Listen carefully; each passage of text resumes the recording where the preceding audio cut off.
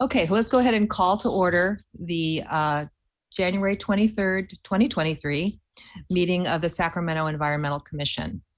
The first thing I'd like to do is call roll call, and then we'll go into introduction. So Jill, if you will please do that. Laura Nickerson. Here. Stephanie Holstich. Here. Christine Casey. Here. Dr. Anthony DeRigi. Here. Richard Hunn. Here. Tom Molson. Here. Kayla Raby. She's connecting to audio, so I'll get back to her. Yeah. Eric Rivero Montez. Here. And Mark White. Here. Okay, we have a quorum. Great. Kayla, I'm going to go ahead and mark you as attending. You can take your, if you hear me, take your mute off and go ahead and confirm.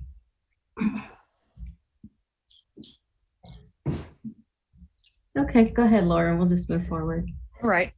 So before we go and introduce the rest of the commissioners, I would like to call everyone's attention to our newest commissioner. This is Christine Casey, and she was appointed to the Sacramento County by Sacramento County in December, and we welcome her here. I know that she does have a PhD in biology, and she is working, I think, for the California State Assembly Committee Consultant for Transportation. But if you would like to please tell us a little bit more about you, and then after that, we'll go around and introduce ourselves. Thank you, Chair Nickerson. And yes, that's essentially my entire introduction. Currently, I am a committee consultant with the Assembly Transportation Committee, working under the leadership of Chair Laura Friedman of the 43rd Assembly District.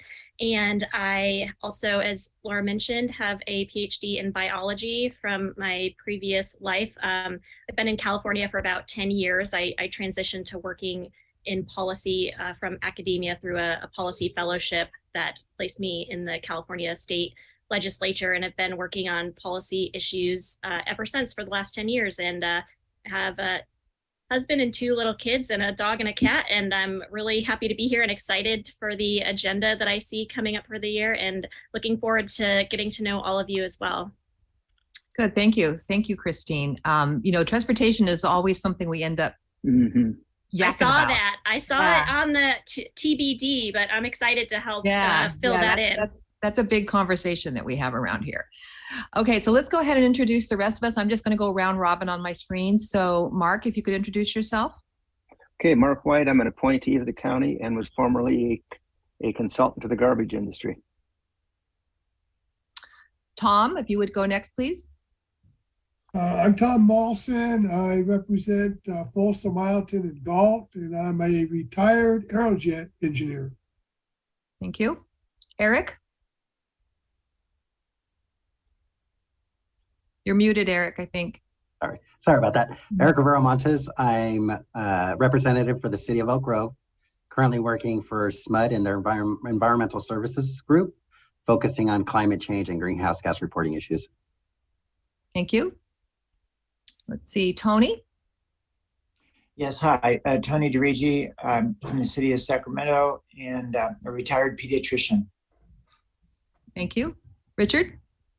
Hi, I'm Richard Hunn, appointed by the county of Sacramento, and I'm a retired environmental consultant specializing in compliance and water resources. Thank you.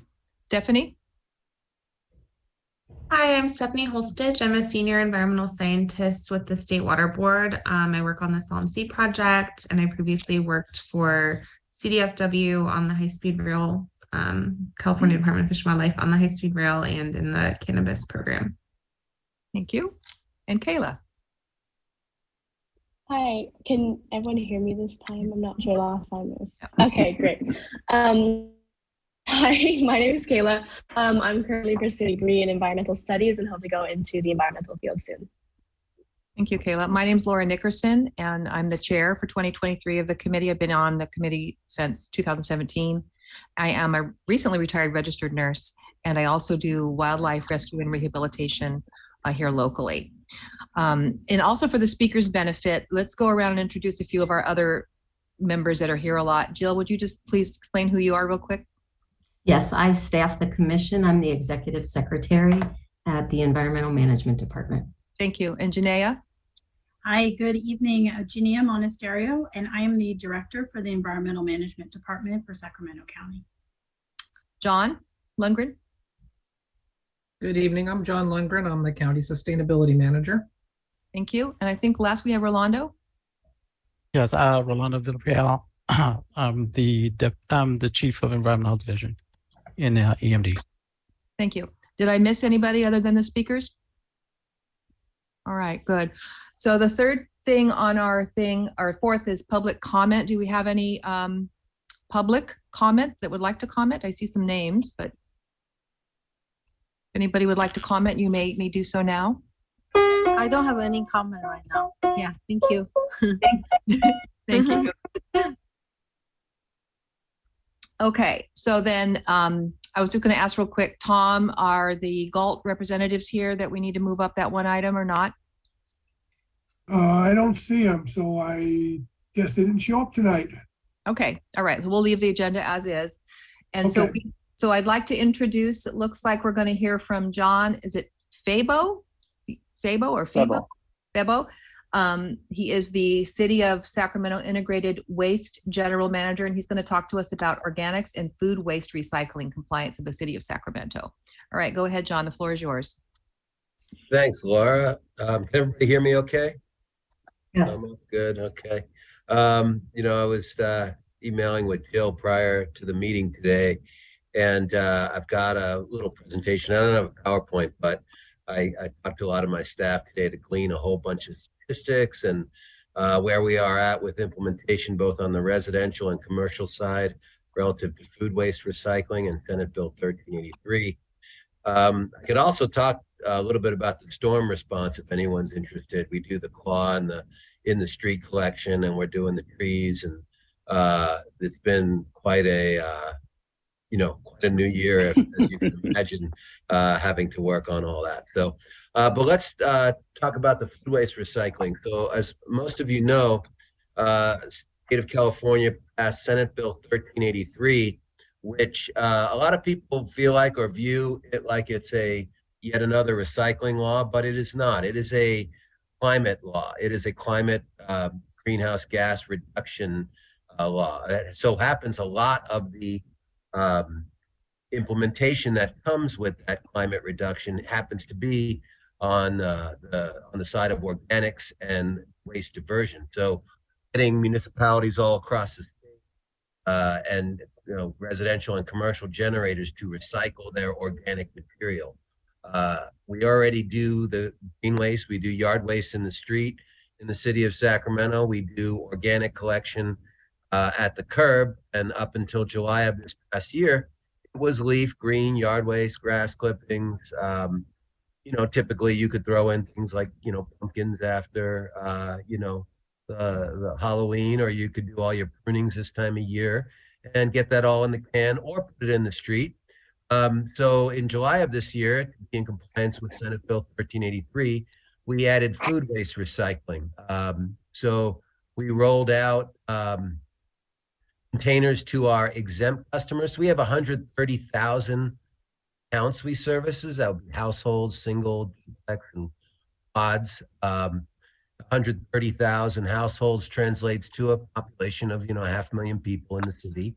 So from those 130,000 households, we had about 12,000 of them that were green waste exempt. In other words, they were developments that were an HOA that had entirely landscape service, and all that was designated for recycling. McKinley Village, for example, was one. And there's about 12,000 of them throughout the city. Less than 10% of our customer base would be some of the trailer parks, really new communities, perhaps like up in Atomas where there isn't a tree canopy yet. So all those that were previously exempt are no longer exempt. So they got our smallest container, our little 38. Some of you may have a small garbage container, a narrow 38. We rolled out a 38-gallon organics only container. We found a lot of those accounts, not only did they add food waste by getting that container, but a fair amount of them should not have been green waste exempt. They might have had an HOA where it services the front, but their backyard was their own. In other words, sometimes HOAs just focus on the front of the house and then it's up to the resident to do the back. We had some gated communities that the 38 was overflowing with green waste. And it was, you know, and they were previously exempt because they were pruning everything in the backyard and now putting in the organics can. So we're starting to capture more material. We've got an increase of about 7 to 8% in the overall material. But we're the city of trees, so there's a lot of green waste. The delta being tonnage about 2,400 tons in 6 months, so maybe 5,000 tons a year food waste. It's real early. We've only been doing it since July, so we can't say that we've got a full year of data yet. And there are anomalies with the year to year with weather and yard waste and green waste that fluctuates that could, you know, make it more difficult to get an exact tonnage until we study it in a few years. So on the commercial side, there's Assembly Bill 1826, which is and Senate Bill 1383. Both actually have requirements for recycling paper, and with 1383, the organics, the food waste, and food soil paper. We are about 95 to 97% implemented on the commercial side, and about 90 and 95 on the multifamily, which is a little bit more difficult in some ways. We've had a few that complexes we had to sort of north wind along on this. One up in Natomas, for example, didn't want to do it. We gave them 300 of the little food waste pails. I've got one over here. I could step away if you wanted to see one, but we give out these 2-gallon countertop kitchen pails, and we give out the first box of about 20 organic compostable bags that you put in them. They make it real convenient to throw, you know, the banana peels and the apple cores and the eggshells and you know, vegetable scraps and all that into a container on your counter that's sealed, and then you take it out, and the compostable bag makes it very clean to pull out. We've had apartment complexes where we gave out over 200 of them to all of them, and it literally changed the minds of the general managers of the places to the point where they're like, wow, this is, you know, actually working. That said, there are a lot of challenges in the multifamily and the organic side of it. We did not do as some cities do. In Davis, they gave a pail to every household. Davis has, I think, about 20,000 accounts. We have 130, so we thought that would be a little presumptive and possibly a little bit wasteful because not everybody would want them or use them, and it's just a lot of plastic. We made them free. And we had a 4-month program where we gave them out at community centers. So you went online, you entered your address, and it gave you the community center nearest you, and you picked the time, and you went, and we given out 100 to 200 per 3 or 4 hour shift. And then we had some big giveaways at Sutter's Landing. We ended up giving out 26,000 pails out of 130,000 accounts. So that's much higher than Davis. Again, Davis gave them to every household, and they ended up at the SPCA thrift store, or maybe, you know, 6-pack carriers.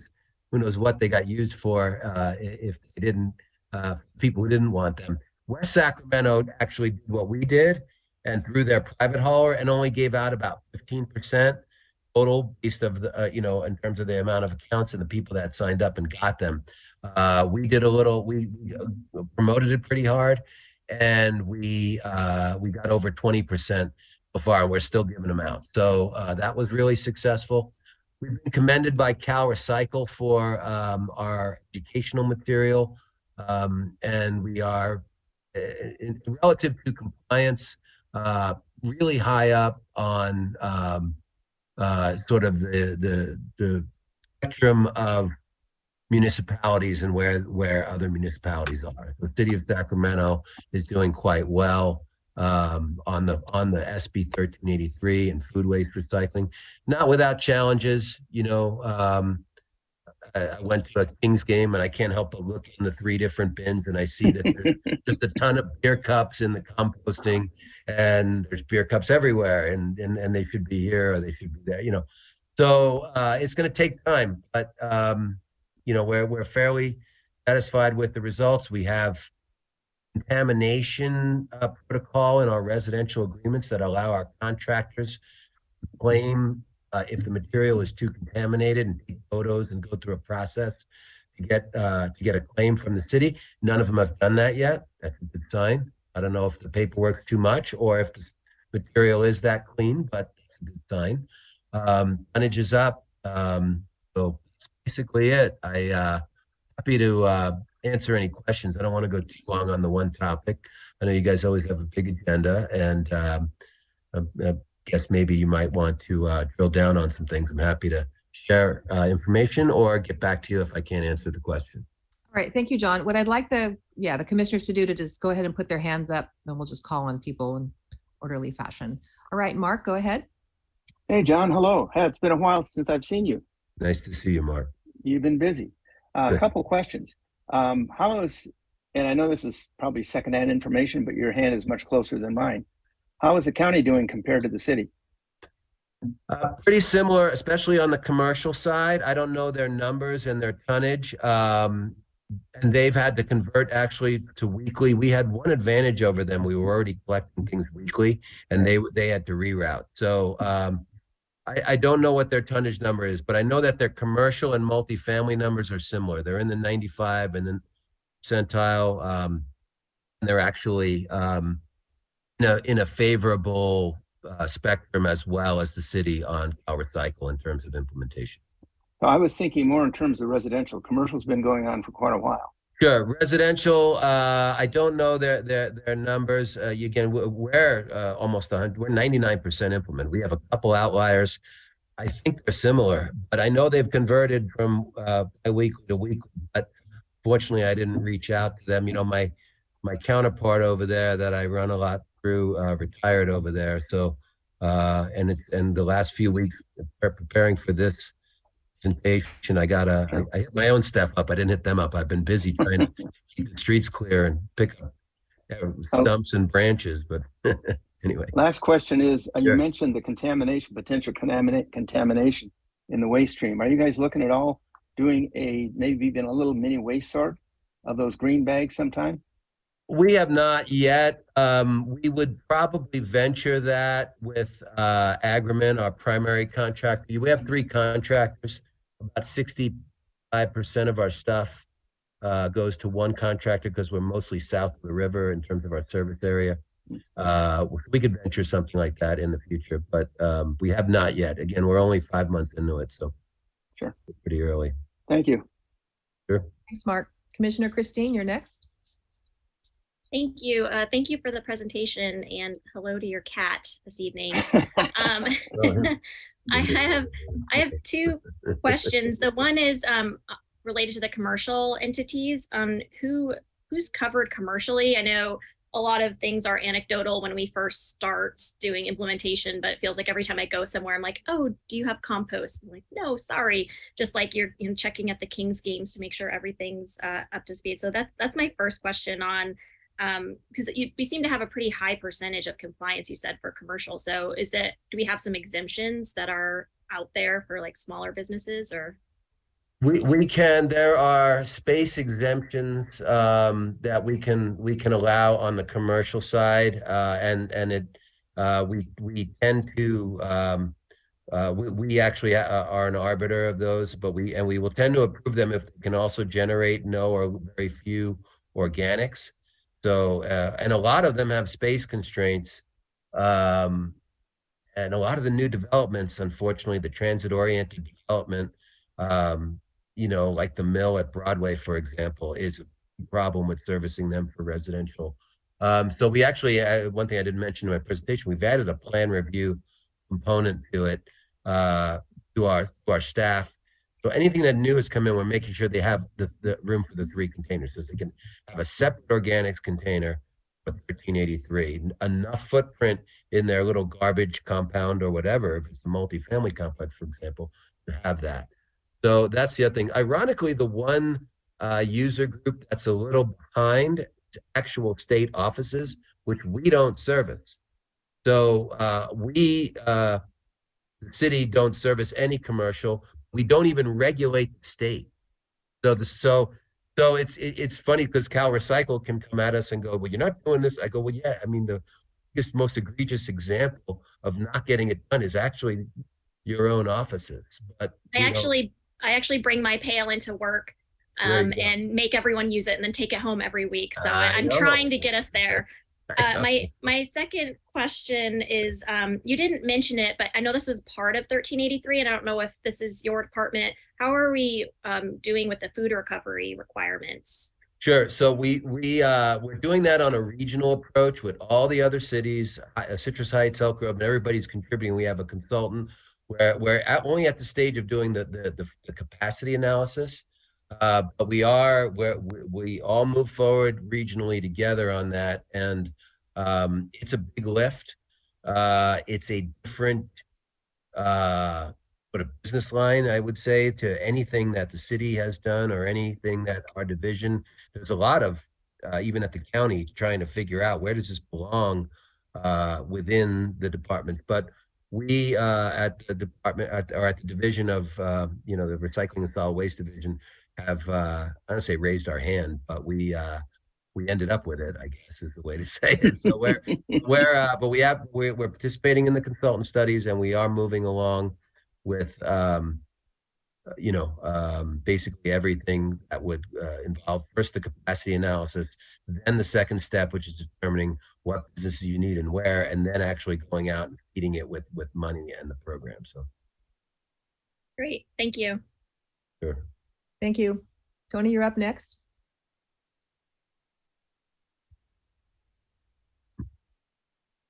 Hi, John. Just wondering about contamination also. Do the trucks go to the transfer station or do they go directly to your contractor? So the trucks go to, in two out of three instances, they go to a transfer station. In YOLO, they go directly to the contractor that processes them. They also do a screening operation there. So in all instances, it gets an initial screen before it's trommeled and before it starts to, the bags start to get broken up. And so in each instance, there's an initial screening. So someone's looking at it occasionally to see how the contamination is doing from your city staff, and then. Our contractors. Your contractor. Okay. Yeah, and they'll actually tell. We can have a problem route, for example. So we can, and we're looking into right now what some of the other cities like Berkeley has done for multilingual and targeting, certain areas that may have language targeted mailers, basically. We can also look.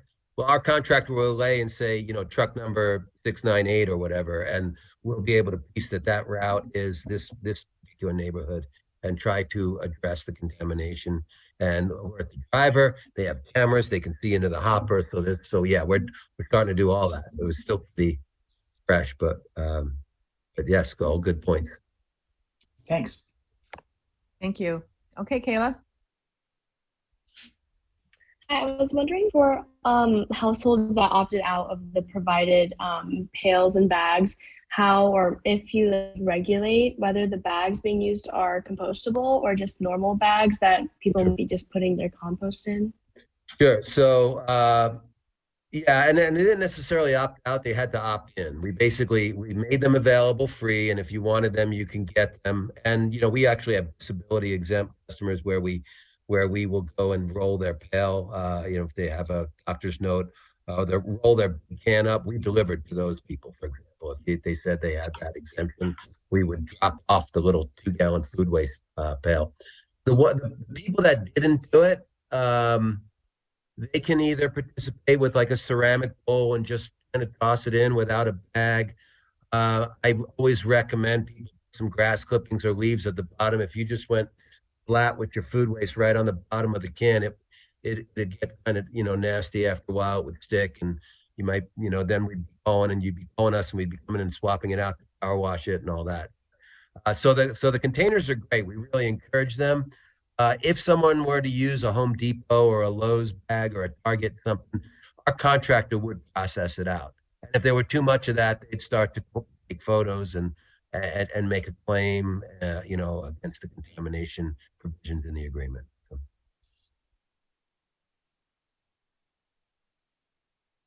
Was that it, Kayla? All right. Yes, Thank you. Eric, go ahead. Yeah, I actually just had a question around the compostable bags. I know I was talking to somebody at work and they were saying that some types are allowed, some types are not. Is there certain markings that we should be looking for? Or is there, I mean, as long as it says compostable? Yeah, our website says, and I think it's like BPSE certified. It's got a little thing on the website. I'd have to look it up and get it. But there is it's something with a BPSE or BPSE or something, and it's on there. It's on the bottom of the bags that you can buy in the stores. We usually give them out, you know, the first 20, the box of 20 with the container. We always give, when you get your container, your first, try to get people hooked on it, because it was a big difference. I started doing this years ago, and we did it in a ceramic bowl, and kind of had the same issues where I was like saving the grass clippings and the, you know, the yard waste and putting that in first. Then when we got the container with the bag, made a big difference. Is that it, Eric? Yep. Okay. Any other questions from the commissioners or members at large there? No. Well, John, thank you so much. In listening to you, I recall we had a lecture last year or sometime about and it went into the amount of methane that is produced off of the organic waste that's sitting around, not actually being composted. It was shocking the amount. So you guys are doing good. Yeah, that's the motivation, is to not let the stuff go anaerobic and bury it before you can actually aerate it and process it, and you replenish the soils. You know, desertification is kind of you know, another movement that this ties into, which is you're taking your soils aren't getting replenished, basically, right. and composting and all this organic matter is a big help. So good. Well, thank you so much. Sure. Very much appreciate having you. Just seeing everybody. Sorry I didn't make the bed. I'm in the apartment. I'm down in SoCal, actually. I got the cats are sleeping. They come every road That's trip. They're welcome. Yeah, I didn't realize I had a blurred screen in my earlier meeting, and I didn't see that. I could see that needs no problem. Thank you. The apartment. Thank you, guys. Have a great meeting, and I'll jump off. Thanks, John. All right. Have a good evening. Bye. Okay, number 6 on our agenda item is a presentation on the Environmental Management Department Programs update, and that's going to be given by Rolando Villarreal, Chief of Environmental Health, and Michael Mayer, who is Chief of Environmental Compliance. Go ahead, guys. Hi, good evening, Commissioners. So I'm going to go ahead and defer to Michael for the compliance head of the House. Well, I can get started here. I'll go ahead and give an overview, and then we'll move on to, I think there's a natural progression in the presentation, and then we'll have Robert Duncan here. He's the Deputy Chief, and then Rolando as well. But for those that don't know me, my name is Michael Meyer. I'm the Division Chief for Environmental Compliance, Sacramento County's Environmental Management Department.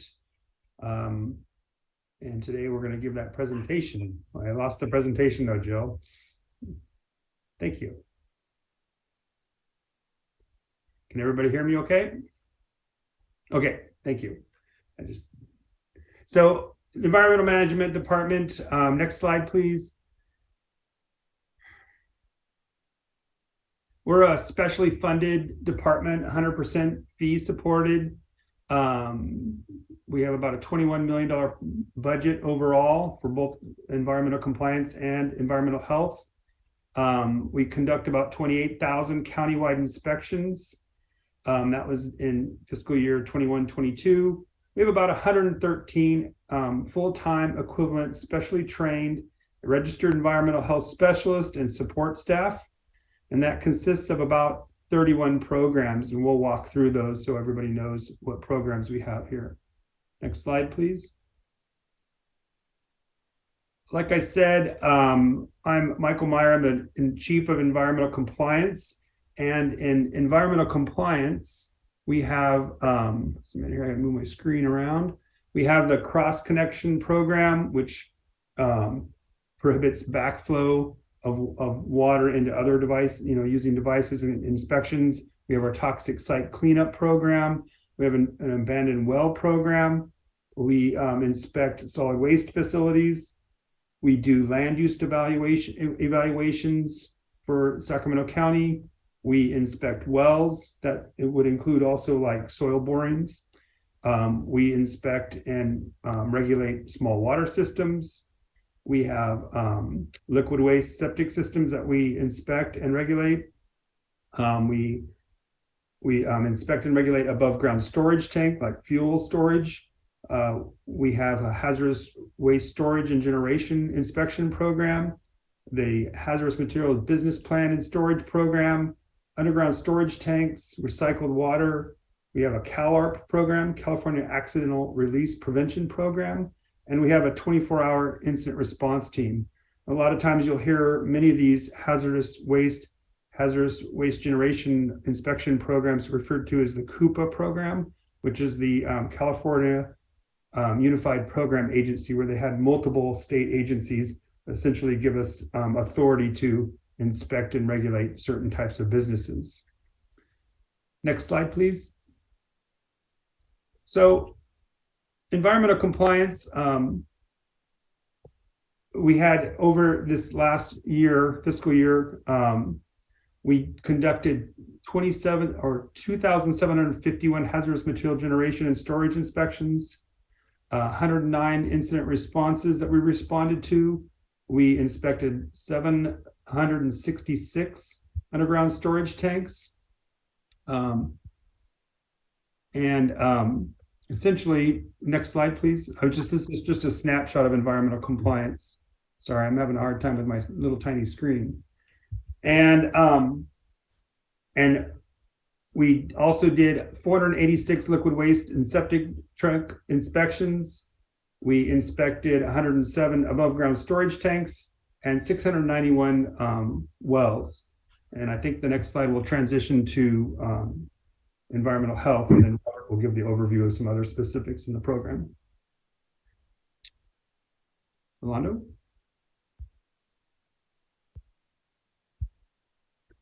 Forgot to take myself off mute.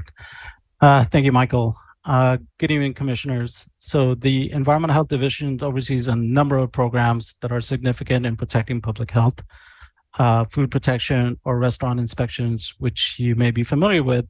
The green, yellow, and red placarding that you often see posted on a window or a door of a restaurant is one of our biggest programs. Mobile food facility, which are your catering trucks, recreational health, which is the inspection of public pools and spas, tobacco retail inspections, lead illness, which is investigating lead illness complaints as children that have elevated blood levels that are referred to our division by public health. Of course, there are detention facilities, inspection of our county and local jails. We do have a body art program, which is the inspection of the tattoo shops, medical waste, cottage food operations, employee housing. We also have a waste tire program, which is the inspection of tire facilities or businesses to ensure that waste tires are properly stored and disposed of. Plan review, which will review plans for new restaurants, markets, a pool or a spa to make sure that it meets the current health and safety code requirements. Next slide. So just a quick, snapshot. So last year, environmental health specialists or inspectors conducted over 2,400 pools and spa inspections, over 500 tattoo inspections, and over 14,000 food inspections. Next slide. We also conducted 5 detention facility inspections, 30 employee housing inspections, and 733 waste tire inspections. Next slide. So what's new in environmental health for this year? We have Senate Bill 972, which took effect in January 1st of this year. It is a new type of mobile food facility called a compact mobile food operation, which expands on what type of operation and or menu that can be conducted in a cart, so a little food cart. The intent of the law would allow street vendors to join the regulated business economy. We are currently having workshops on the requirements of the new law this month and hoping to have additional workshops to follow. And now I'm going to go ahead and turn it over to Mark. Hi, yes, my name is Mark Barcelos. I'm the Deputy Division Chief in Environmental Health. So as Rolando mentioned, that we do inspect the public pools and spas, and earlier last year, a case of Legionnaires came up, and our division was contacted by a public health communicable disease section concerning the case. And since the patient had frequented their apartment complex hot tub or spa, it was felt that it should be investigated and do some sampling. So as many of you know, on the panel, being there's a pediatrician and a registered nurse, Legionnaires is a rare form of pneumonia. So not many labs in our area are set up for the testing. So we worked with public health and our county lab to locate a lab that we could take the samples to. So once we did that, myself and one of our senior staff contacted the owner. We did a site visit of the complex, and we got the samples and took them to the lab. So we had them close the hot tub during, until we got the results back from the lab, which did come back negative for Legionella. But as with many sampling situations, it can be difficult to find the suspected source of the bacteria or the illness. So we just wanted to give you a little brief insight into some of the things that aren't so common with our department, but it's right in line with environmental health and working with our public health department. Next slide. And Rolando had touched on that we're doing some business workshops. So our division is having these free business workshops in February to help new businesses navigate through the permitting process, from how to obtain a health permit, a body art permit, cottage food permit, and also the plan review process on how to submit your plans and get them approved through our division. Thank you. Next slide. There you go. Hello, my name is Robert Duncan. I'm the Deputy Division Chief for Environmental Compliance. So we broke ours up into water protection hazmat. So the first thing with water protection, drought response is going to be big on our water protection side.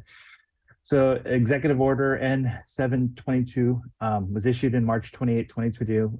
It applies the newly proposed well construction and alternate existing wells. Basically, if you are greater than 2 acres feet of water per year, this applies to you. This does not apply to domestic wells that will provide less than 2 acres, and then wells for the supply system. The next.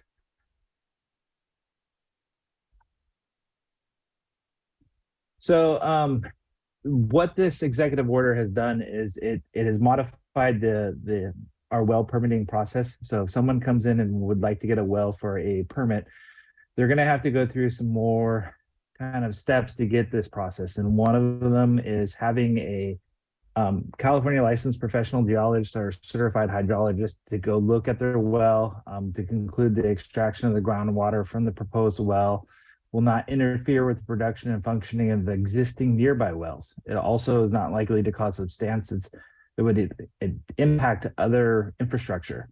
Once they have gotten that report, then it goes to the Groundwater Sustainability Agency for that area, the GSA. They review the report, and after we get concurrence from them, then we can provide them the well permit. Currently, we have done 90 permits with a self-attestation where they don't have to go get this engineer report. Currently, we have 9 permits where they have gone and gotten the engineer's report, and we have gotten the GSA approval and issued the permit. Currently, we have 4 permit applications waiting for either the GSA approval or an engineer's report or both of those steps. So it's a new process that we're going through in our well permit. to get drillers and the public and also the GSAs aware of all this, one of the things that EMD did is we actually released a compliance assistance bulletin in April of 2022. Right now, we're the biggest issue we're seeing with this is the inconsistency across the counties.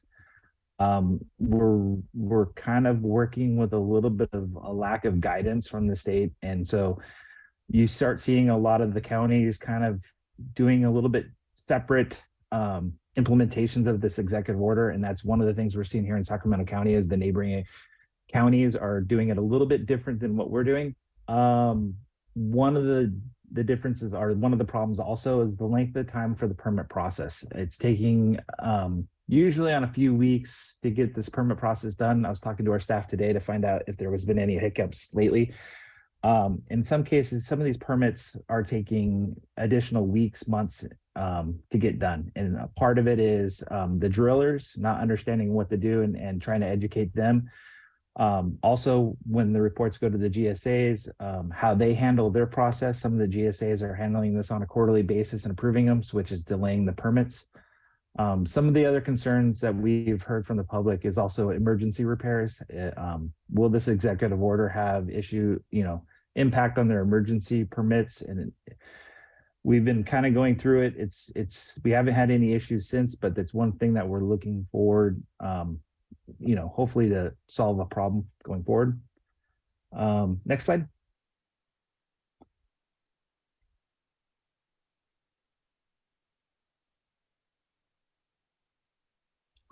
The other part of our drought response is dry wells.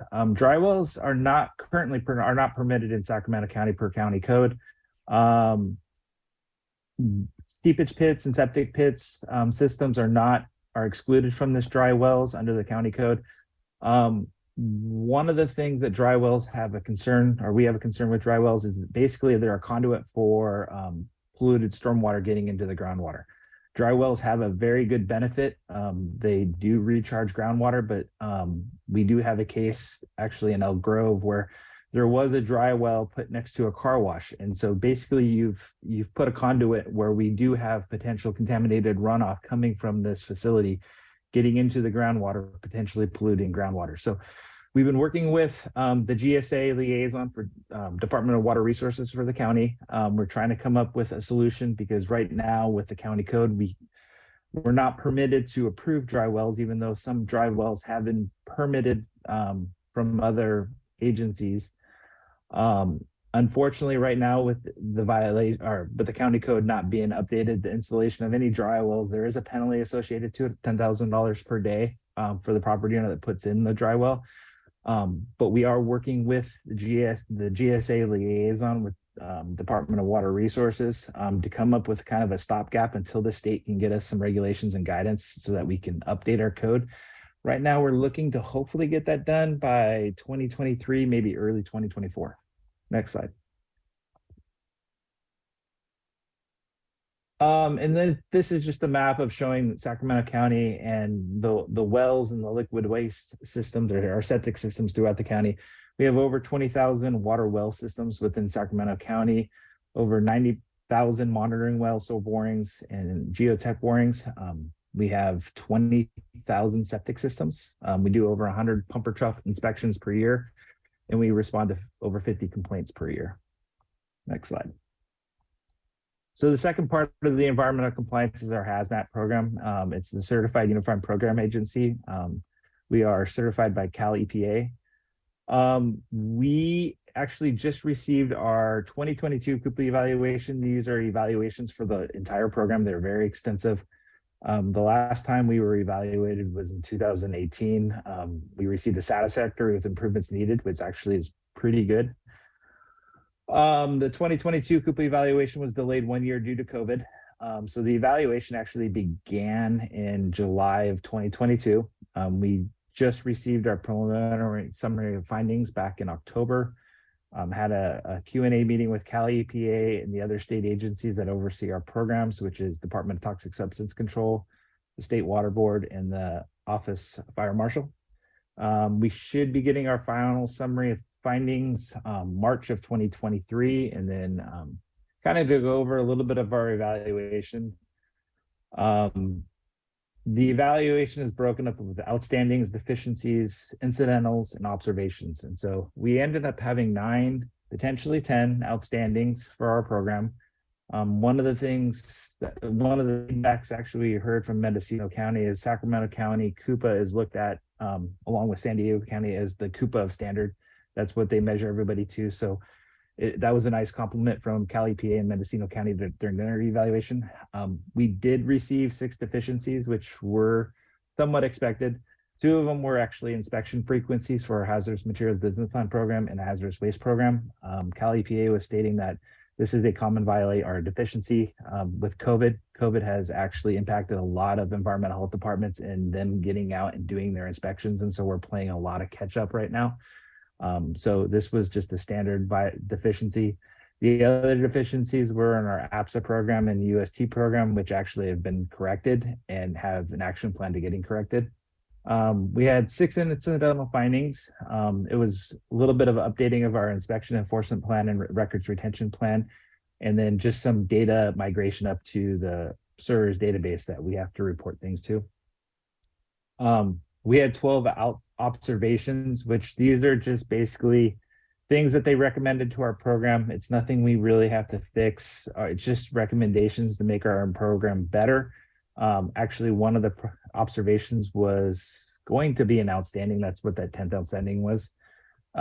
We did take out the State Water Board on some compliance inspections, and they basically said that EMD staff was highly educated, highly trained, and some of the best inspectors they've seen across the state. And since then, we have taken out Cali, PA, Department of Toxic Substance Control, and then we have 3 more scheduled inspections coming up for State Water Board.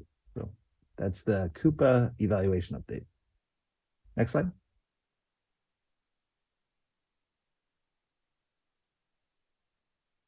I think that's it. I think this is essentially the end of the presentation, and we're going to stick around and answer any questions that anybody may have, or any one of us, either environmental compliance or environmental health. Great. Thank you, Rolando, Michael, and Robert. That was very interesting update. Mark. Mark, sorry.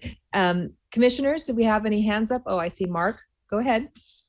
So I'm confused. The last speaker talked about the CUPA evaluation being delayed for a year due to COVID. And then you guys got a ticket because you didn't do inspections due to COVID. Now, I used to work for Cali, PA, so I understand how they might do that. But it's awful hard to accept. And I guess that isn't a question. It's an editorial comment. It is, and they were not giving any leeway to COVID whatsoever. We've asked about that, and we did have it mentioned in it actually was mentioned in our evaluation, so it's like an asterisk in there. But they were not giving any leeway for COVID, and we were actually one of the first CUPAs to find a way to get back out there to do inspections. So we did a lot of hybrid inspections. We modified our inspection enforcement plan. We found ways to get out there to do inspections. And so from what we heard through the CUPA world was a lot of CUPAs, it took them months to get back out to do the inspections. Duly noted, though. Is that it, Mark? Yes, it is. Thank you. Kayla, you're up. Yeah, I had a question about something a little early on in the presentation. You guys mentioned like following leads and doing investigations on high lead levels in people who reported it. And we were actually like, the committee talked about this, I would say maybe almost a year ago, about the Sacramento Executive Airport and their use of leaded fuels for airplanes. And I was wondering if you guys have had ever gotten calls or had any issues with lead levels in that area. For the environmental side, we have not. Most of our lead investigation has to do with childhood lead complaints. So I'm not sure if the environmental compliance side of the house have heard anything regarding the airport. No, not with Sacramento International Airport. Sacramento Executive, I think she was talking Executive?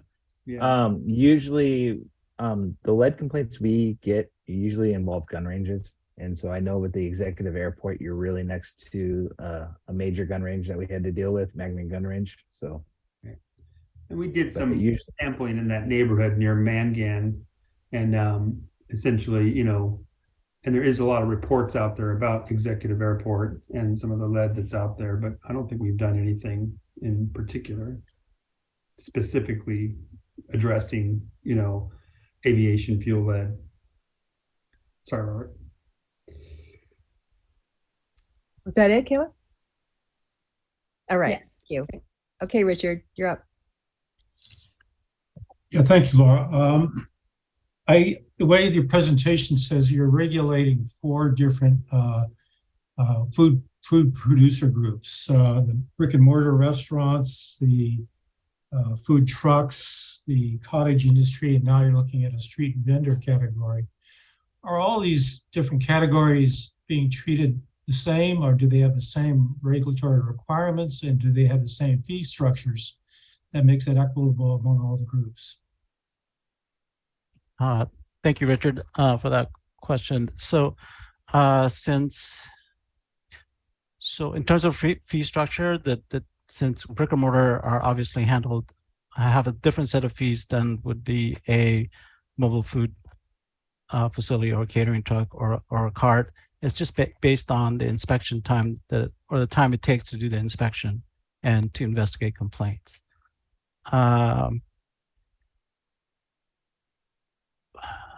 In terms of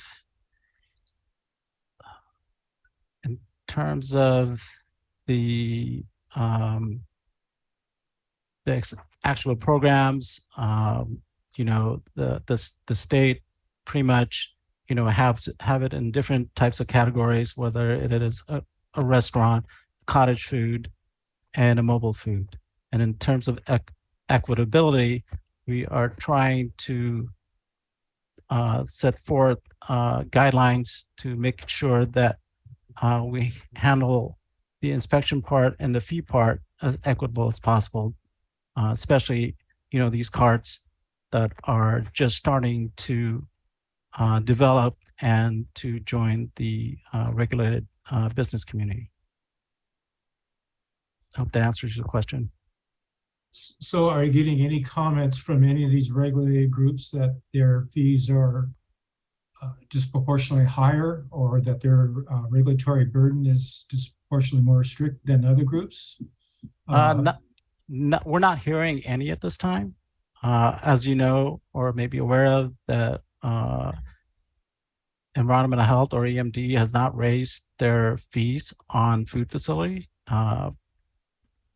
in the last, I believe, 4 or 5 years. So we are actually behind on our fee schedules, and it's still, you know, below what the current average is for the different counties that we compare ourselves to. Okay. If I could just add a little bit to that, Rolando touched on SB 972, which is the food code has opened up some more requirements for these compact mobile food facilities. And so this really will allow these businesses, these small businesses, to obtain a health permit with our department and then be able to run their business. So it's opening up, and we're looking at making sure that our fee category for that is comparable to, say, like another type of mobile food facility. So it's not something that would be too cost prohibitive. And that was something that they had a hard time with, is trying to meet that full Cal Code requirement for food vending when they really have a small cart and it didn't have too much of a public health concern. So we're excited about 972. We'll open it up and really allow these vendors to be able to get permitted with our department. Okay. Thanks. Thank you, Richard. All right, Christine. Yes, thank you. That was a very nice update of everything to kind of provide some context as I am learning all these things. You mentioned the budget, and we started talking about fees at the end of the last question. Is the budget and the special funds, are those entirely from fees paid by the regulated entities from their permits and other activities? Yeah, we're a fee for service department. And so all fees that we collect essentially are, for the inspections. We did conduct a very thorough fee study several years ago. We did it once in 2019, and we implemented it in 2020. And essentially it's just measuring how much time, like what Rolando was just saying about the food facilities, how much time does it take to do an inspection, then all other overhead processes that go along with that, your vehicles, your building, and all that kind of stuff. And that really calculates how much somebody pays in a permit fee. We have a couple of grant funded programs, but those are very small in comparison. So it's pretty consistent then, like year to year for the special fund balance. Just that, yes, it is pretty consistent. There's times where we have right now we're converting our database from an older antiquated database to a newer database. And so we're incurring some additional expenses. And so those sorts of things do not help our budget very well. But for the most part, we do our best to do a 5-year fee study and then average those other expenses out over that 5-year. We do have an approved 5-year fee schedule right now, and I believe we have 3 more years on that fee schedule. So, okay. And then my last quick question was related to the permitting of non-exempt wells, and I think it was Robert who mentioned that there was some inconsistency in the implementation, and I'm wondering if that was just, bad direction from those emergency regulations, or is there something that needs to be revisited to help the counties have more consistency in that? The governor, go ahead, Robert. Sorry. No, go ahead. Okay. The governors did this executive order, and it all kind of took us by surprise. All the counties. It was, what are we going to do? I felt like we kind of got on the front of it. Sacramento County got on the front end of it, and a lot of counties kind of followed in behind us.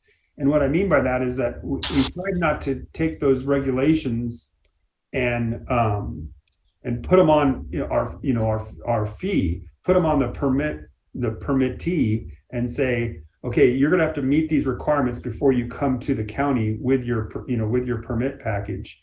And that was the expectation that they get certified, a geologist or an engineer's certification, as well as get the GSA's approval, and then come to us with that. Some of the other counties, they kind of decided, well, maybe we should, try to meet that requirement ourselves. And so that's somewhat of the inconsistency on how each county went about adhering or coming into compliance with the governor's order. But I think many of the other jurisdictions are kind of doing it the way we're doing it, but that's the inconsistencies that I've heard. Robert, have you heard anything else? No, you're right, Michael. It's this executive order came out with it, and there was guidance, but there was a lot of questions with the guidance, and there's trying to get some answers with this executive order and guidance. And so we met with our county council and what can we do to be efficient and cost effective with our permittees and trying to get this through. And I think we have tried to educate a lot of the drillers and the public out there on what needs to be done, and every county is kind of taking their own roadmap to how to comply with this executive order. And I think that's where you're starting to see the inconsistencies, is some people are going a little bit more above and doing a little more outreach and a little bit more front end work to get these things through, and maybe other counties are not doing that. And so we start hearing that is with these well drillers. They work across county lines, and they're like, Sacramento County doesn't do it, as Yolo County doesn't do it. And so that's one of the things that we kind of then push back, hopefully, to the state, is please give us some guidance so that all the counties are actually being consistent with the way that we implement this executive order. One thing I can say is that I think it's working. I mean, I understand why it happened, because we had instances where reports where we were hearing that that farmers or whomever would go and drill these big, production or wells for their farms, and it would dewater the neighboring domestic wells. And so, they're dewatering, vast amounts of water. And so there's in an already depleted, basin. And so I think, making sure that we sort of like have a little bit of accountability for some of these big water users is appropriate. And so I think what's happening is what happened is working. It was just sort of painful to get there to begin with.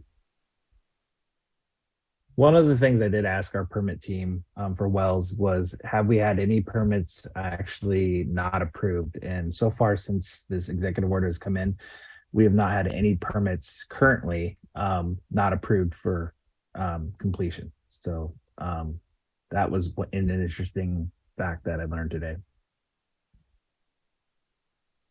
Okay, thank you. Richard, there's a hand up on your iPhone. Did you have another question? No, that's not my phone. Oh, different Richard. Hi. Hi, how are you? This is a different Richard. I'm from the city of Galt. I'm one of the council members, and I had one question about the food carts and the ability to monitor and regulate food carts. It sounds like there are going to be looser rules in terms of what a valid food cart is going to be, and then the regulations surrounding that.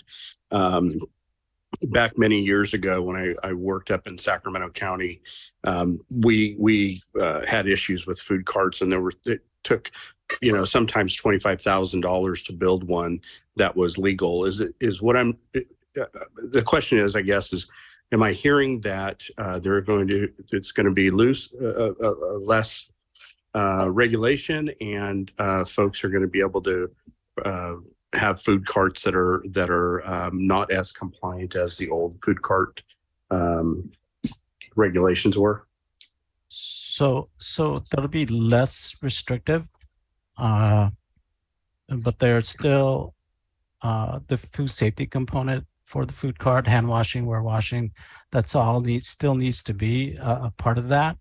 But in terms of the actual structural requirement itself, yes, there's going to be a little bit less restrictive on those structural requirements. Okay. All right. Thank you so much. I appreciate it. Are there any other outstanding questions from the commissioners? No? Okay. Well, thank you guys very much for giving us an update on all of that. For having us. Okay.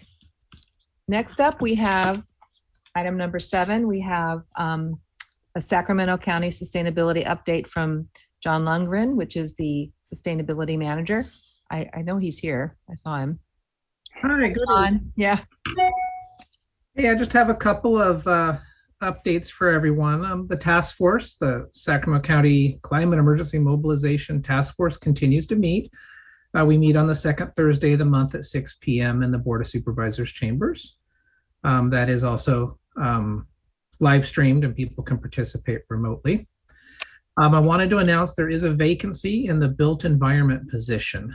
One of our members resigned for personal reasons. And so the application materials, we're going to do about a 30-day application. And those application materials can be found on the task force website, which is linked at the green.saccounty.net website. So that's the main sustainability website. Again, that's green.saccounty.net. I'll throw that in the chat a little bit later. And then I think I mentioned before that I wanted to do a kind of an Earth Day splash for the county and make sure we got some good B-roll footage out there for the reporters to run throughout the kind of the weekend, since Earth Day is on Saturday, April 22nd this year. And I do have, my big idea was to deliver about 10 yards of compost to a community garden using a clean fuel Sacramento County dump truck. And things are falling into place there. I've been working with International Rescue Committee that manages a few community gardens around the county, and it's looking like we'll be able to pull that off. And the reason I bring that up is this is related to the presentation we heard about organics, because everyone has these contractors. You heard that Agrimin was brought up as one of them. And so with all this organic diversion we're doing, we're creating compost. So part of this will be to highlight that whole circular economy of, diverting the organics from the landfill, turning them into compost, and thereby making community gardens a vibrant part of our community. And then we can hit on equity with International Rescue Committee and how they are helping by, having refugees that can participate in the community and grow culturally appropriate foods for themselves. So we're hoping to have a nice media splash to do on a Thursday. That's when you can have the best chance of getting cameras. We'll hand them out a one sheet of all the great events the county is doing or participating in throughout the weekend. And so that's kind of the big plan. And then lastly, I just wanted to update that the Civic Spark Fellow that we hired, Alex Heron, is doing a great job. He's a really fantastic person, and he's making great progress on our 2021 greenhouse gas inventory. And so it's not out for release yet, but I can tell you energy consumption is going down as we would expect and hope. We still have work to do on vehicle miles traveled, no doubt. And with COVID and people working from home, our employee commute numbers are atrocious because, the best way to get people to take the bus, let's get real, was when you work downtown, you had to pay for parking. And so now when people aren't having to come downtown every day, they find street parking. Street parking is a lot cheaper, by the way. And so we know that there's going to have to be a lot of work done around employee commute and kind of beefing up, making that something that people want to participate in for reasons other than it costs a lot to park. And so that's just a little insight into where our thoughts are leaning forward to how do we take that inventory and use it to help us guide our actions and our policies. So on the ICLEI ClearPath software, and Alex has actually had them, we're the first in the world. They're having to reprogram the software to account for all of the renewable natural gas that the county purchases. So all of our vehicles that use natural gas, it's renewable natural gas procured out of the state program for that. And so they didn't have in the software a way to, quote, have us get credit for buying that renewable gas. Indeed, it still puts out greenhouse gas out of the tailpipe.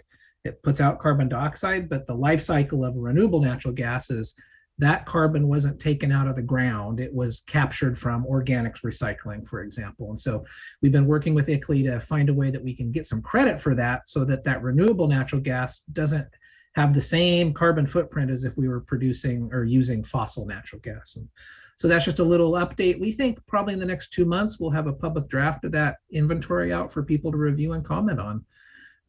It's not like an EIR where public comment's mandatory. We just know it's the best practice. And so, many eyes, we're not afraid of that. We want people to look at it because really it's to help us inform policy making. It's not, this isn't to help say thumbs up or thumbs down for a project. So we're going to be very transparent with that. That's the end of my comments. Thank you. Thank you, John. Hey, so Stephanie and I met with Timothy Irvine and the vice chair. She's a high school girl. I can't remember her name. Supriya Patel. Yeah, very bright young lady too.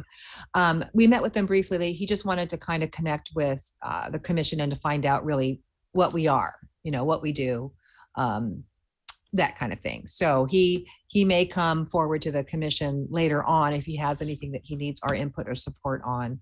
But I guess he's the chair of that task force. That's right? Exactly. Yeah. So he's been elected chair. I did pro tem chair for a couple months till they got their sea legs, and now they're off and running. Tim's doing a great job.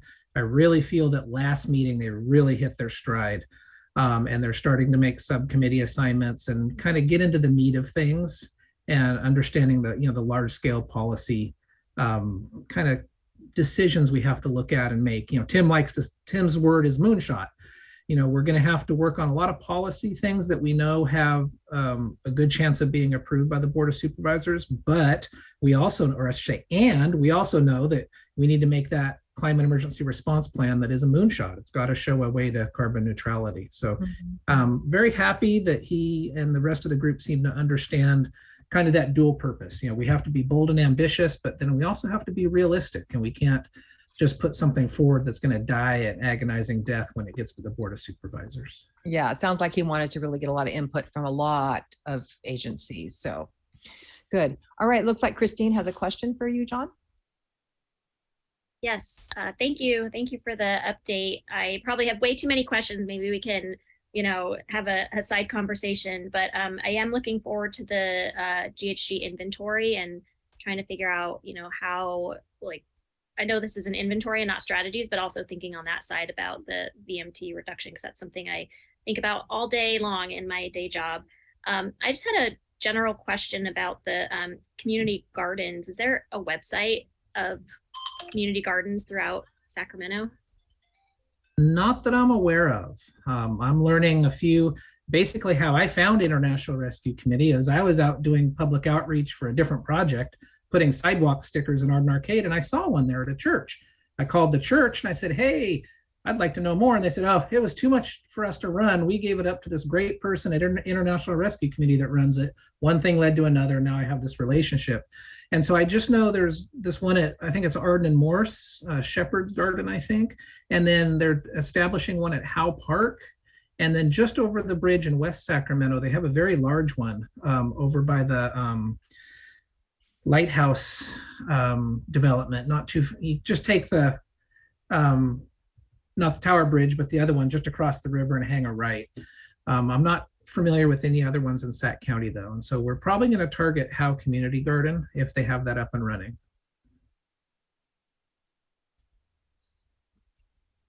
Looks like Christine's frozen, I think. Yeah. Eric, why don't you go ahead? Hi, John. Thank you for the presentation and the update. Really appreciate it. I had a question. You kind of touched on public transportation and that you're trying to do a few things to incentivize people to ride public transportation. I guess my question, and it's not something that you have to answer right away. Maybe I don't know what you're thinking in terms of encouraging. We've had a similar thing at SMUD where we've seen our participation in our programs drop down to almost nothing, and we're really trying to push people. Well, the comment we get a lot is it's the time that it takes folks, and so there's a lot of pushback there. I don't know if there's ways around that, or if you've given that any thought on how to help people deal with that, or deal with that downtime if there's I don't know. I've heard that some buses have Wi-Fi on them, and that seems to help or encourage some folks, but there's just people seem resistant to the idea of having to spend that extra 30 minutes or whatever it takes them rather than just driving. And so it's an issue. If you come up with any great ideas, please share them with us. We're struggling on our side too. So really, I'm really interested in hearing what you come up with. Yeah, I think I was a long-term transit rider myself, a lot of experience with YOLO bus, and I won't tell any war stories here, but I think where we're going to be focusing through our Department of Personnel is to take a look at the stipend that people get to help offset the cost of commute. If you take the bus, it's $75. That hasn't been adjusted in probably a decade. But more importantly, I think, Eric, the strategy we want to use is maybe start, instead of just, hey, take the bus, we want to maybe get people talking about neighborhood carpools, ride matching, things that can save that time where you actually aren't taking that extra half an hour because you're commuting with your neighbor. That's what got me off the bus, was commuting for a short time with my next door neighbor, and that was wonderful. And then the county offers preferential parking when you are a carpooler. If you're a registered carpool, then you go top of the list at the county parking garage, and it's a lower rate to pay for your parking. So that would be my suggested strategy, because it is very difficult to say, well, everyone except me, needs to give up 30 minutes of their day each side of the commute. And so we're looking at those alternative modes beyond transit. So carpool, rideshare matching, maybe microtransit. Of course, I'd like to see us enhance our bicycle and parking and shower facilities. We do have them, but they're not the greatest, and the security is not the best. And so I know at the state, the new building they just put in, they put those bike parking racks first and foremost when you come in the building. They really highlighted that that's a desirable place to put those bicycles. They're safe and secure. They're inside the building. So we'll be exploring that. The big change, I'd say, is we actually have people in personnel that are interested in doing this, and they understand it's part of their job now, where coming off the last down economy, as we know, programs were cut to the bone and just there was no space for that. But now there's an understanding in DPS that it needs to happen, not just for the environment, but recruitment and retention. Because the county is also having a recruitment and retention issue, as are all employers. And so we're really exploring teaching all those other ways to get to work to enhance your quality of life, besides being a single occupant in a vehicle and having to put up with that commute. Thank you. Just a quick follow-up. Do you have a certain goal that you're shooting for, a certain number of like a percentage or something?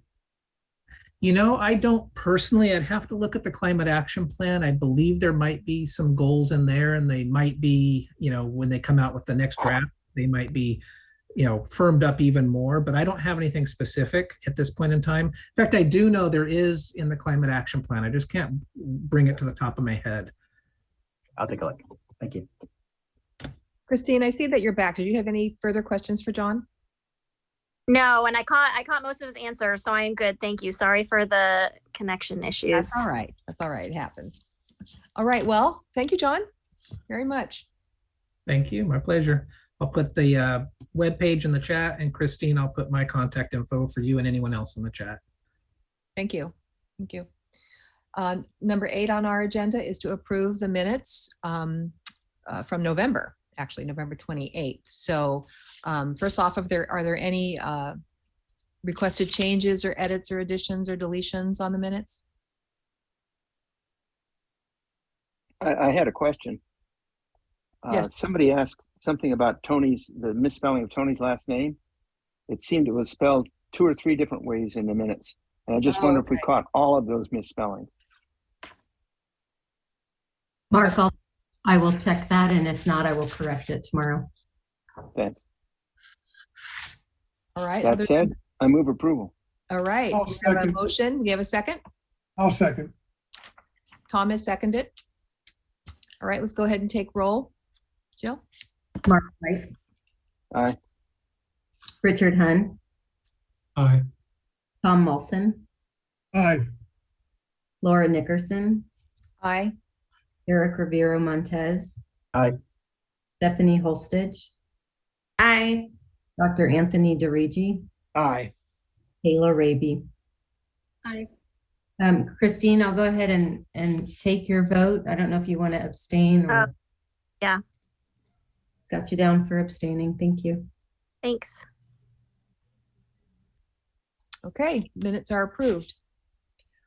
Number 9 on our agenda is going to be an EMD director's report from Janaea. So go ahead, take it away. All right, evening everyone. So I just wanted to give a couple updates. The team there for environmental compliance and environmental health did a fantastic job summarizing what we do and some of the things that have been going on recently. So some of the new events that we have that EMD is occupied with. So I just want to give you all an update for the winter storms, the flooding event that occurred over the last 3 weeks. EMD is still connected with and working closely with the EOC. We did start that process very early on, knowing that while we're not so much in the response phase or in the immediate of what's happening with the flooding events, that we would be very valuable coming up with the recovery. So we did a thorough review of our website and updated all of our guidance documents. Some of it was just cosmetic, changing 2017 to 2022, 23. And then other things were adding any new requirements. One of the things that we did add was swimming pools, what to do with swimming pools when they get too full, and how do you discharge the water from there and where can it go? So we wanted to update that guidance. We also took some time to translate it into Spanish so that we would have that available too, working with the PIO office, getting that over to them so it can be distributed out to the various places. All the lessons we learned in COVID, we got to be able to take it forward. So we had mass messaging email lists that we were sending out guidance documents and information for what to do when you lose power, what to do when your septic tank floods, what to do when your water well might be contaminated. Those are the 2 main things, food safety, wells, and septic systems. So we were very busy over the last 3 weeks getting ready, and we're ready moving forward for recovery efforts. So we are reaching out to a lot of our businesses and making sure they have the information they need to recover. And then of course, providing other information for funding and other types of recovery efforts that they may need. So we're going to be continuing that over the next couple of weeks. EC environmental compliance talked about the CUPA evaluation. It's a long process. I don't know if anyone did the math, but that was almost a year of being in that evaluation mode. It takes a lot out of you. There's a big period of time where the state agencies ask for a ton of material, and I mean just probably 50 documents per facility, and they ask for about 50 facilities. So all that has to be compiled, pull out of our system, sent over to them for review. There's a lot of back and forth. They're asking questions. And in addition to EMD providing support to the state agencies, not just because of the evaluation, we do it year round. We do that with training. We also do that with other CUPAs around the state. And so we're known for that, that we'll take out anybody who wants to come, they can come. We'll provide information to them. We'll provide them with information so they can start their programs up, improve their programs, and then also be able to do the inspections and really have that great information. So we'll do that, whether it's state agency or another county. The other thing I wanted to mention is the retail food waiver program. So in 2022, we did provide through an ARPA project through the county. It was approved by the Board of Supervisors for a retail food waiver, which is for all the retail food facilities, except for a small handful, large markets, and then some one-time permits. Those were excluded, but other than that, all other retail food permits received a fee waiver in 2022, and that has been extended into 2023. So all food facilities will have another year of a fee waiver. So a lot of businesses are really happy to see that. Every little bit counts, and they can take those funds and use them for something else. So that will be something that we'll be providing in this year coming up, and we're doing a lot of outreach and letting people know that as well. And that's the EMD update. Any questions for me? I have one. Sure. When you waive the fees, for 2 years, what sort of impact does that have on your overall budget and your ability to not raise fees sooner? So in 2021, when we went to the board with our fee package, it was in the middle of COVID, or COVID had really taken hold. And so we decided at that point not to raise fees because those businesses were disproportionately impacted. And so we didn't raise fees at that time. So these ARPA funds, they're not full cost recovery, and we've taken other measures to be able to bridge that gap. But we also, since it's a steady revenue and we're not having to wait for them to come in, they're not trickling in, we're not having to try to collect, it's actually helping on that aspect. So we're not spending as much staff time on that part of it. Any other questions from the commissioners? Yes, Christine. Sorry, trying to figure out how to raise my hand on the fly on my phone. Do we have updates on like the storm in general in terms of like costs, and particularly, I don't know how they split amongst different departments, but how much maybe like the environmental department activities or whatever may be affected monetarily? I haven't seen that. I do believe I saw on the agenda that the Office of Emergency Services, Sacramento County Office of Emergency Services, giving an update to the Board of Supervisors tomorrow. So likely that'll be on there, what the cost is. Preliminarily, I've seen about 120 million is what they're estimating, but a lot of the damage assessments are occurring right now. And so they're collecting all that information right now. I don't know if John has anything to add to that. Exactly what you said, Janaea. We do an IDE, initial damage assessment, which is a big guess, and you try to shoot high but reasonable. And that's probably what you're going to see in the board materials for tomorrow if you look. And then the very structured process to back up your IDE happens with trained inspectors that go out and do a very structured FEMA approved process. And that is what's happening now. Okay, thank you. Any more questions? Okay, thank you guys. Thank you so much. All right, we'll go to number 10, which is any of the commissioners, go ahead and raise your hand electronically if you have something you'd like to report on the agencies that you are monitoring. Yes, Tom? Yeah, I just wanted to mention real quick, I attended the Consumers Groundwater Authority meeting today, and their discussion was budget. They selected an auditor, and they went through the fee study timeline, which is somewhere in the August timeframe. And then the rest of the discussion was on how to assess the fees. And I think they ended up deciding on a subcommittee to handle that. So it was all about money today. And that's all I've got. Okay, thank you. Mark? Yes, I was talking with a friend who's involved still in the waste business. He had a meeting with a woman who runs Goodwill from Southern California, and they had some pictures of Goodwill clothing shipments to Africa being deposited on the coast, torn up by people, and then the debris floating away in the ocean. So there's a real concern that's becoming stronger that Goodwill and others that are shipping things overseas, like we used to ship recyclables to China, we included a fairly significant percentage of trash. And these shipments include a fairly significant percentage of trash. So we may be seeing something come up one of these days that are going to target this problem.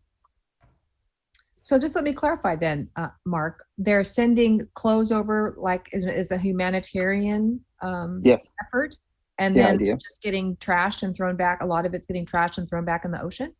No, at this end, Goodwill and others, many others do this. They bale the clothing to make it cheaper to ship. And in that bale, there is trash. Oh, I see. And we don't know if it's included intentionally or slipped in, somehow by error. I see. Really But there's little nobody's regulating their activities. Nobody's regulating this end at all. Yeah. And the other end eventually is going to become kind of a stain on California. Mm-hmm. Mm-hmm. Oh, interesting. Okay, thank you. Thank you. Anybody else have anything to report on their agencies that they're monitoring? All right, great. Thank you. So now we're getting into the commissioner comments, and we wanted to discuss whether or not the commissioners all wanted to pitch in, since we didn't have our December or spring or whatever dinner, luncheon, whatever the last 2 years, if we wanted to instead, with the money that we would have put into those meals, donate to get a purple sensor for a Galt High School. Am I correct, Tom? Could you clarify that? Isn't that what we're trying to do? Well, yeah, let me give you an update on what's been going on. I put together a PowerPoint back in November, I think. I sent it out. Yeah. And in December, I met with both high school Rotary Interact clubs and to see if there was any interest on their end. And apparently there was. And the timing couldn't have been better because Jill sent me out that grant application from the Air District, Sacramento County Metropolitan Air Quality Air District. They were offering 100 units to Sacramento City high schools. Well, it turned out they were managing the program, but the city was paying for it. So obviously the Galt high schools were not included. So we were not eligible for that grant. We found that out after the fact. So anyhow, in my presentation, I offered both clubs. I said I'd throw in $25 to both clubs. And what I did after I found out we were ineligible was I sent an email out to the school board, Galt City Council, and I believe maybe county supervisor, just to tell them what was going on with the grant and everything else, and telling them it was a nice program, and attaching the PowerPoint I did to see if they wanted to throw in some, a couple donations also. Now, when I was on city council ages ago, each council member had a small fund that they had, discretionary fund that they could use for things like this. I know I used mine for a program called Drive 25, Keep Kids Alive, Drive 25. So, I sent it to city council in the hopes that perhaps they would want to throw in $25 a piece, or, if they still even had that program. So that's kind of where we're at right now. Nobody's responded to me. The other thing I might add too is, since that's a Sacramento City only program, perhaps the city appointed commissioners, and they're free to use my PowerPoint presentation. They could also approach high schools and middle schools with that program, with buying a purple air sensor. Kids seem to get a kick out of it, especially when I pointed out that if you go to Google Maps, one of the layers on the map is air quality, and the air quality comes directly from those purple air sensors that I'm talking about. That's kind of where we're at right now. Looking for donations, basically. Right. So they're about $300 to $350 a piece, right? Yeah, I'm using the $350 figure simply because they're $300 for the top of the line, the $250 for the 2 to 5 year throwaway, and the $300 for the ones that you can actually maintain. So I used the $350 number just to make sure we had enough to cover shipping, handling, or anything else. And then that's per unit. Would you do it if the commissioners got money to you, would you get it for the Galt High School? Is that what your first thing would be? Yes, it would be for one of the two high schools. Yeah. So if each of us pitched in around $30, that's 30 times 8, that's 320. There you go. We'd have one right there. Yeah. So we don't have to vote on this. This isn't a voting issue. It's really a matter of willingness of each of us to donate. And I know, personally I am. And my question would be, could we just Venmo it to you, Tom, and then you just gather it up and purchase one and give it to them? I have no idea. I know that the funds would probably be funneled through the Rotary, the Galt Sunrise Rotary, to the Interact clubs. I think is how it would work. Okay. And the only thing I know is my wife's the treasurer, and other than that, I wouldn't know how to get the money in. Okay. Well, it looks like we have a question. I can certainly find out and email everybody. Okay, that would be great. Looks like we have a question from G. Malson. Go ahead.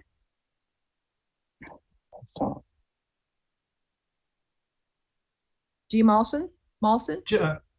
Laura, may I ask a question? Sure. I was going to suggest, why don't we compile the amount of dollars that we want to commit to this, and we can maybe report this to Jill, and she can tally it up, so at least we know how much we're able to commit to, and then we can take that amount to Tom, and he can tell his constituents, this is what we're willing to contribute, if they can match it, or see what else is necessary to make it happen. Yeah, because they have to install it, they have to maintain it, they have to commit to it also. So at least we can move forward. We can move forward and at least get our amount fixed internally. So send what we are able and willing to donate amount to Jill. Send it, or at least just commit to it. At least let Jill know how much individually we want to do it. And there's no obligation that anybody does it. If somebody doesn't have the funds or doesn't want to do it, that's okay. Agree. Yeah, this is Grace Malson. I'm the treasurer of the Galt Sunrise Rotary Club. My husband, Tom Malson, is on the commission. And I just want to give you a little bit of an update of what's happening with our Interact students. We had a meeting last week with Galt High, and the students are still interested in the project. We know that we are going to have to go before the school board to get this on the school campuses. So they are working on that right now. The funds would have to go, okay, right now, since the Interact Club is part of Galt Sunrise Rotary and we are their sponsor or whatever, but we manage their monies and their projects and stuff like that. So if any funds are allocated, they would have to go through the Galt Sunrise Rotary account. We do have a Venmo account. Right now, we're still in the planning stages. Tomorrow at 11:30, the Interact Club will be meeting with the with the Liberty Ranch School, and I'm sure the kids are still on board with that. They were real excited with it in December before all the school breaks, and school just got back, so we're starting to get up and running right now. But that is where we are at right now with the Rotary and the Interact Club. We'll be getting a presentation to present to the high school board. We only have to go to one meeting because they're combined, so that's kind of easy for us. So that's kind of where we're at right now. Anyway, that's my little speech. Okay, great. Thank you. Thank you so much. Sounds like we're going to be getting back to Tom, who probably can get in touch with you with a total amount. Yes. Sounds like we're going to be able to probably kick up enough for one sensor. So that's good. Thank you. Christine, do you have a question? Yeah, I just want to say I'm happy to contribute, but also thanks to Tom for bringing this issue forward. I actually signed up to host a sensor at my home because there weren't any in the immediate surrounding area, and I have been checking in at my kids' schools, but I noticed that there were some already nearby, so I imagine that it's best to spare and save for where we can have broader coverage. But I have been checking in with some of the Sacramento city schools that are in my area. Great. Yeah, this will be good because Galt doesn't get any of the funds from the city grant program, so this will be great. Mark, do you have any more questions? A couple questions. So we were thinking we have 8 commissioners and $30 a piece. That's $240, right? Oh, $240, not $320. Sorry. So 40 a piece would be $320. Yeah. But I mean, that's just an aside. I guess the question is, does Tom's estimate include installation and maintenance? And what do we do when this group of seniors who I don't know how many kids interested are seniors, leaves? Do we have some way to kind of encourage others? I'm also willing to support it. Well, good question. I really don't know. Hopefully this will continue to spark an interest, particularly when it's on their all their smartphones. They got kind of a kick out of that when I presented it to them, and I said, if you want to see it, get your smartphone out and open up Google Maps, and then I'll walk them through it. Yeah, I would think, Tom, there'd have to be a science teacher that will have to, take over the project. Yeah. Yes, and then that's my thought too. It's going part of my go year presentation. to year to year to year, that same teacher. Yeah. In the science As department. part of my presentation, I mentioned that they could get the environmental club involved if they wanted to. I believe they have one at Liberty Ranch. They can get the science teacher involved as a STEM project. And also even their speaking class or speech club, if they have one, to give presentations. And they, like I said, they're free to use the PowerPoint I put together and go at it. Do you know if the like Mark was asking about the installation costs or anything? Is it above and beyond? I don't know anything about that, but I imagine the installation, it's almost a plug and play unit. Okay. Where you just have to, find a location. And actually what I suggested was the announcer booths at the football stadiums. That seems to be a good spot. I mean, with the wildfires and all that we have every year now, it seemed like an appropriate spot for the football games, the track events and all that at the field, sports. And the higher end unit actually has modules that can be upgraded and replaced down the road. So that would all have to factor into it, but we haven't got to that point yet. Okay, well, we'll figure out how much money we have amongst us and go from there. Oh, G. Mawson, did you have something to add? Yes, I just want to answer Mark's question about seniors leaving. Our Interact Club is open to freshmen through seniors. So like this year, we've got 3 freshmen, we've got about 10 juniors, and we've got about 3 sophomores. So these are kids that will be going up the line.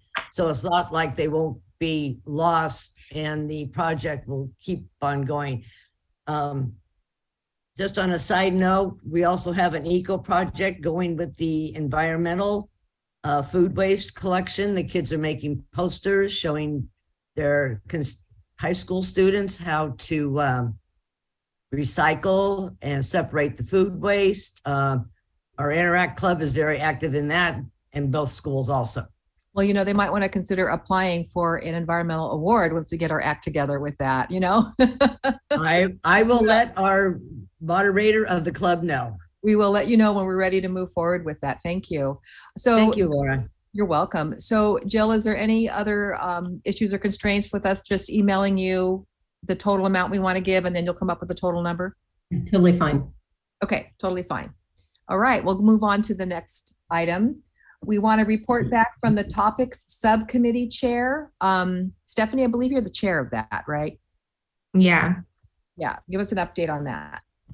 Yeah, so we met, the topics committee met last month and made a tentative schedule of topics that were of interest. I'm not sure if Jill sent out our tentative topics yet. I know I saw it, but did you send it out to the group yet, Jill? So if you didn't get it, let me know. Okay. Yeah.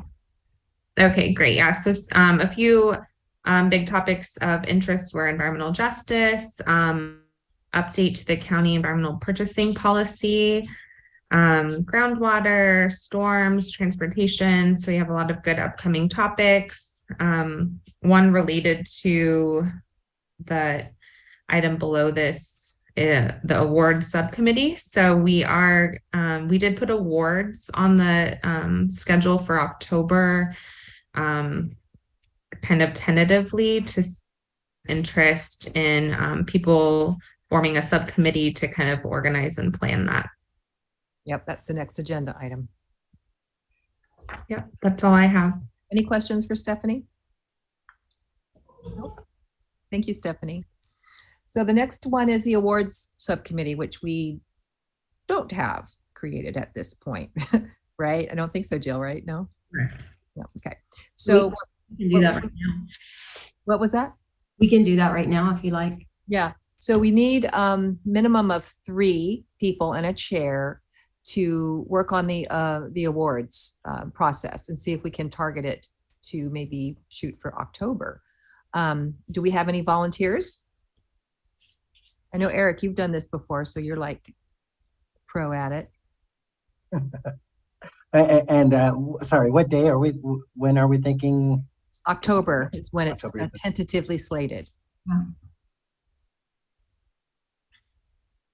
What is can someone just give me a 20-second, what is the awards? Sure. So annually prior to COVID, we would contact agencies, reach out and have them apply as, this is our project we did for this past year. We used to do it in April, so it would be like the prior year, the project that they did that was environmentally conscious and made an impact, et cetera.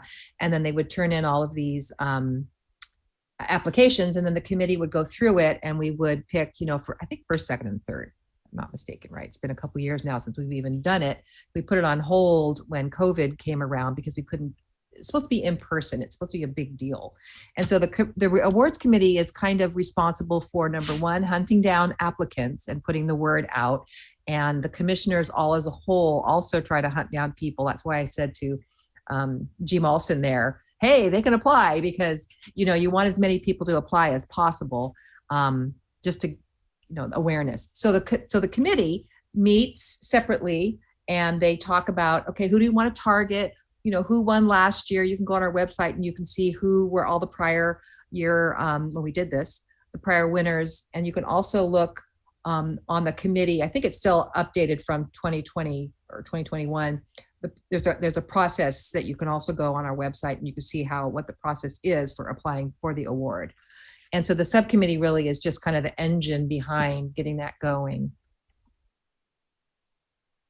And then we do kind of a fancy presentation. We did it at the Board of Supervisors chamber, but I don't know if we're going to be doing that anymore, just at EMD. But anyway, and give them the award. So it was really nice. So we're looking for, like I said, 3 people, 1 chair, total of 3 minimum, to work on this committee to see about moving forward with this, because it really is a lot of fun. I'll volunteer. Okay, Chris. I'm here. But happy to help. Okay, Tom? To give you a little background on the awards too, the first year it was done was at Earth Day at Sacramento State. And it was presented, I think the mayor at the time even spoke about it. So, yeah, so they tried to make it a big deal. That's a little background, why we did it in April, because I think that's what Earth Day is. I think you're right. Yeah. Yeah. Yeah. And the awards committee, you can think outside the box, how do we want it to be? Do we want it to be the same as it's always been? Do we want it to be a little different? Think outside the box with that. So anybody going to help Christine? Hey, Kayla. I'd be happy to volunteer too. Okay, we got 2. Now we just need a chair, Eric. I can volunteer. If anybody else wants to be the chair, if not, I'll take that responsibility. I know it's trying to make sure. You want to be the chair? I will be more than happy to support. Kayla, you want to? Laura, I'd like to participate on the committee.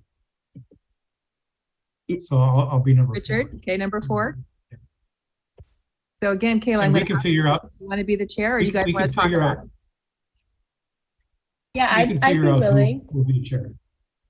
Yeah, we did a good job of distributing the actual workload amongst all the commissioners, regardless. It's not like it was just on the chair to get. The chair just really reports at the meetings, basically.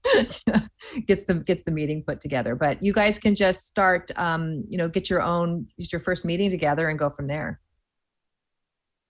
All right. So did you get this, Jill? We have Kayla, Richard, Christine, and Eric. Got it. Thank you. Chair to be determined at a later date. Okay, any other questions about that? Great, you guys. So we're almost done here. Just want to remind everybody, our next meeting will be Zoom, February 27th. And then March, we're going to be in person. So everybody's got to figure out how to find the place at EMD and get together. And we'll order pizza, Mark, okay? And the bus arrives 3 minutes after the meeting starts. So that. The what arrives? The bus? The transit. Yeah, I figured out how to get from Sacramento to the meeting, and it's 3 minutes after the meeting start, which is very helpful. Okay, all right. Good. Yes, Stephanie. Yeah, sorry, just wanted to add a quick update on the webpage as well. Jill's having IT do the website in chunks. So some of the topics have been updated with the new links, and it sounds like she's going to be giving more pretty soon to be updated. Okay. I funnel a few categories to IT to update links every week. So just small chunks. Okay. So there's nothing we need to do anymore. It's really now just a matter of IT slowly uploading everything. Okay, great. Thank you. Right. And then maybe looking at it once it's done and see if we have any small changes. Sounds good, Stephanie. Thank you. Thank you for that update. Eric. Yeah, just wondering, are we getting rid of the Zoom option entirely? And I'm asking more for the presenters. I imagine that it's very convenient for them to call in, and then it gives us more flexibility on who we can bring on board. So just wondering if we're still planning to have it. I'll have Jill talk about this. There's some legalities around it. Yeah, that's a great option. Presenters, there's no requirement that they be in person. So yes, Eric, we will have Zoom available for presenters. As far as commissioners, we're back to the Brown Act rules. And if you, it states you can have 2 meetings that you attend, not in person. If there's a very good reason, they list those reasons out. They're very specific. And you would have to notice that means put out for public attendance, the site that you are using to attend the meeting. If you attend from home, we notice you're home. That means the public could go to your home. So what it does is weed out attending via hybrid or Zoom. So really it's just back to in-person meetings. Yeah, I read the rules on all of this and I was like, okay, we're just going to be in person. And that's the whole intent. You're a public body, and the intent is meet in person and have public participation. So makes it. And I might add that prior to COVID, when I was on city council, we once in a while we had a conference or something, we had to call in, and you're at a hotel and everything, you had to leave the door open to your hotel room and you had to post it on the wall outside. Yes. Yeah, so it was public, even if you're remote. Correct. And the other thing is, Eric, that was a good suggestion. I've noticed that a lot of the council meetings now and the meeting I attended this morning also had a Zoom option for public comment, so they don't have to drive all the way in to make a 30-minute or 30-second comment and all that. And the presenters, of course. So it would be much more convenient for them. And I've always thought that from the public comment side of it, if we could get the word out, we could actually end up with more public involvement than we have ever seen before if we could get it through Zoom. But that option will still be available. Yeah. Public comment will still be available via Zoom. Nice. Okay, thank you, Tom. I have a quick question, Stephanie. Is the topic subcommittee meeting committee just kind of like done then, basically? Okay. Yeah, last year we only met once, and I'm assuming this year as well. We have alternative ideas. So if something doesn't work out, there's other people that Jill can contact. All right, great. So then the only active committees going forward we have are the awards subcommittee, and then we're going to send the money donation amount we want to send to Jill, email, and then we have the is that it? I think that's it. Those are our only two active things right now. Oh, reporting on agencies. I was going to note if there are any open agencies that we could have Christine monitor. Christine, what we do is all the commissioners have one or two agencies. Like I look at Sac County Board of Supervisors agenda and Parks and Rec, and other people will look at different city councils, and they just kind of keep tabs, get their emails, whatever, and then report back to us if there's anything very specific related to something we might be interested in knowing about or acting on. And so I don't know what holes we have, Jill, in agencies, but that's something we can think about for next time also. Yeah, Laura, could we revisit the entire list that we're monitoring? I think that would be a great idea. And then we could add others, new ones or old ones, or kick ones off that don't work out. Let other people do different agencies. So Jill, why don't we do this on the next month, is just send that around, who's assigned to whom, and we will put on the agenda that we'll go through that as well and reassign. I had another item that maybe we could put on the agenda next time. Yes. We've been talking about getting together for a meal. I know, right? Can we put that on the agenda next time? Yes, let's do that. Because we're going to get together. Like I said, we could always order pizza, but that's not the same thing. Get together for lunch. That's what you're talking about. Yeah. Okay, we'll add that to the agenda. Is there anything else, ladies and gentlemen, of the commission? All right. Thank you all for coming and participating, and we will see you via Zoom next month. Have a good evening. Good night. Thank you. Good night. Bye, everyone. Welcome, Christine. Thank you. Thank you. Bye.